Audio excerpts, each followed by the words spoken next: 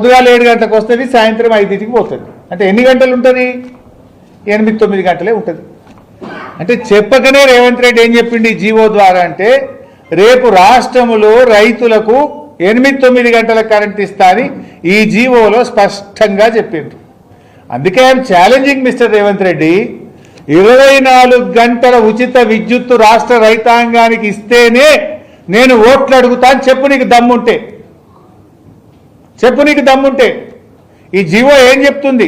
Renewable energy ఇస్తా అన్నావు, దీనికి టీజీఆర్పీడీసీఎల్కు రెన్యూవబుల్ ఎనర్జీ అలాట్ చేస్తా అంటున్నావు. రెన్యూవబుల్ ఎనర్జీ అంటే పొద్దుగాల 7 గంటలకు వస్తుంది, సాయంత్రం 5కి పోతుంది. అంటే 8-9 గంటలకు మించిన కరెంటు రేపు రాష్ట్రంలో రైతులకు రాదు. ఇది నేను ఉత్తగా నోటి మాటనో ఆరోపణో చేయడం లేదు, ఇది నీ ప్రభుత్వం ఇచ్చిన జీవో ఆధారంగా మాట్లాడుతున్నాను.